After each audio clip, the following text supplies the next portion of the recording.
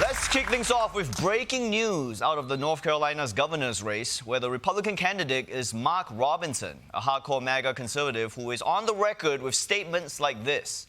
There's no reason anybody anywhere in America should be telling any child about transgenderism, homosexuality, any of that filth.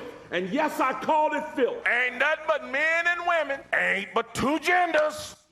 Wow, this is the worst Nutty Professor reboot ever. I mean, looks like this guy is pretty anti the gays. And if there's one thing history has taught us, is that when a politician is this outspoken about how gross gay and trans people are, there will be nothing in his internet history that will embarrass him at all. In 3, 2, 1. Shocking new details about the Republican running for governor of battleground North Carolina.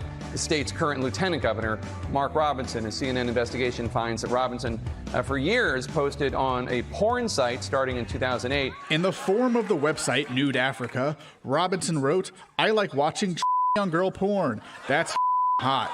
It takes the man out while leaving the man in. And yeah, I'm a perv too."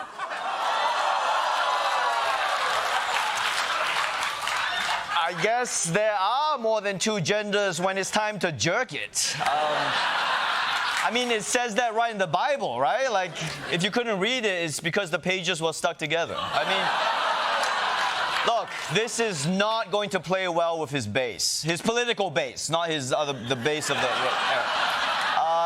I mean, is there anything else he said on these sites? Robinson called himself a, quote, black Nazi, and when describing then-President Barack Obama, writing, quote, "I'd take Hitler over any of the shit that's in Washington right now." It even goes beyond that. Another disturbing post, Robinson defended slavery, writing, quote, "Slavery is not that bad, and I wish they would bring slavery back. I would certainly buy a few." So this guy called himself a Nazi who likes Hitler and slavery. I take it back. I think maybe his base will still like him. I mean, the whole thing just kind of, it cancels out, you know what I mean? But this is the craziest combination of scandals I've ever seen. But the most insane part of this is that he said all of this stuff in the comment section of a porn site.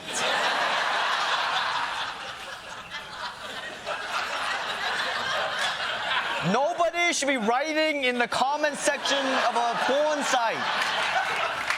You know what you should be commenting on a porn site? Nothing. You're not there to make friends. You're spending way too much time on porn sites if you're getting into your views on slavery, okay? Like, most people are there to watch porn and you're like, here's my problem with the Emancipation Proclamation. However, if you are a politician and you just have to comment on nudeafrica.com, instead of Nazi stuff, make it uplifting. Like, you know, once I'm done jerking off, let's work together to solve the housing crisis. But let's move on from Mark Robinson to the guy who called him better than Martin Luther King. It's Donald Trump. Last night, he held a rally in Long Island, otherwise known as the Florida of New York. And I know you're thinking, is New York a swing state? No, it's not. But Trump just wanted to go someplace where people wear more bronzer than him. Now, at the rally, Trump did his usual rant about how New York has turned into a third world hellhole. And to prove his point, he brought out a New York icon that has decayed beyond all recognition, Rudy Giuliani. God bless Donald J. Trump, his wonderful family. I pray to God that he keeps them alive. No more attacks! No more attacks! No more! Stop it! If there's anybody behind it, I'll find them. I did it to the mafia, I can do it to them. If you're behind it, I'm looking at you and I'm gonna get you. You good to drive, bro? I mean, Rudy is so feral, I'm worried RFK Jr. will put him in his trunk. But you heard Rudy Giuliani. Hey, if you're the person who keeps trying to assassinate Trump, he wants you to stop it. Stop it. Stop it, you bad assassin. Stop that right now. He's coming to get you. It's gonna get you, and good luck trying to outrun Rudy Giuliani on 3 whiskeys. But one of the big stories of the night was that Trump said he's going to visit Springfield, Ohio, and not for their lovely attractions like Buck Creek State Park or any of the other stuff I saw on the Wikipedia page. No. Trump is going to Springfield so he can continue spreading bullshit lies about Haitian immigrants eating cats. Even though journalists have been looking into the original reports, and surprise, surprise, they're all falling apart. The woman behind a Facebook post credited with launching the baseless rumor is speaking out to NBC News. Erica Lee says her claim that a neighbor's missing cat may have been taken by Haitian neighbors was wrong, now saying she had no firsthand knowledge of any such incident. Lee telling me, I messed up royally. Whoopsie doopsie! Sorry, I set off a race war in the middle of a presidential election. That's totally my bad. This is why it's a bad idea to let our politics be driven by random shit people post on Facebook, okay? Facebook should not be considered a news source. It's a place you go to see AI images of what Jesus would look like as a shrimp. And that's not the only story that's been debunked. Remember the Ohio woman who said her Haitian neighbor stole her cat? Any updates on that? The Journal tracked down this Springfield woman you see on your screen. She had reported that her cat was missing and that she believed her migrant neighbors were to blame. Well, the Trump campaign reportedly pointed to her story as an example, but that woman's cat, Miss Sassy, was later found in her own basement a few days later. And the woman acknowledged her mistake and said she apologized to her neighbors. The cat was in the basement the whole time!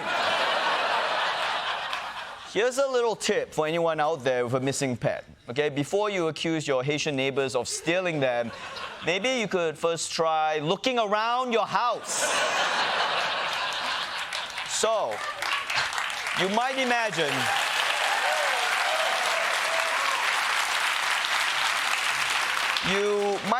that J.D. Vance would apologize for spreading these lies. But that's not what happened when he was confronted with the truth.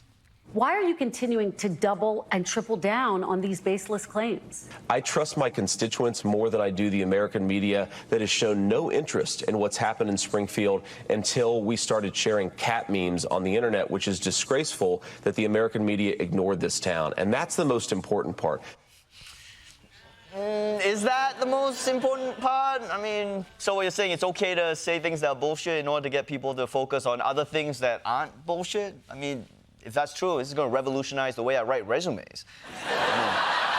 Okay, I wasn't the CEO of Microsoft, but how else would you have noticed that I'm proficient in Excel? Although, in a way, Vance's plan did work, because lying about this did bring attention to another bigger issue, that these guys are all super racist. So, very sneaky, JD. For more on this, let's go live to Springfield, Ohio with our very own Troy Iwata.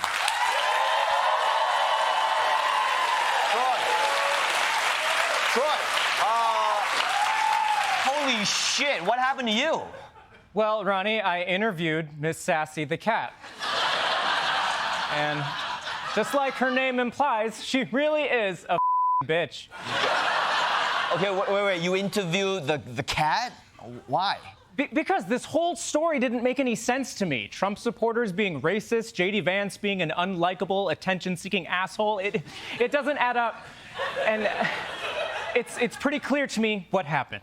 Miss Sassy is a talking cat who has gone girled herself and blamed it on the Haitians. Okay. And why would she do all that? Because she's a cat. Okay? And cats love drama. And when I called her out on it, she started crying and saying that she hasn't been herself since she was kidnapped by Venezuelans who tried to give her gender reassignment surgery. And when I said, that's bullshit, and you know that's bullshit, Sassy, she did this. Okay. I can't believe a house cat brought a whole state into an anti-immigrant frenzy. Miss Sassy is not a house cat. She's a diabolical slut. But, hold on, I've just received some breaking news, though. Oh, my God. Okay, so Miss Sassy has been kidnapped by ISIS. They say they're going to convert her to Islam unless Trump wins the election. Oh, my God. Wait. Who wrote that report?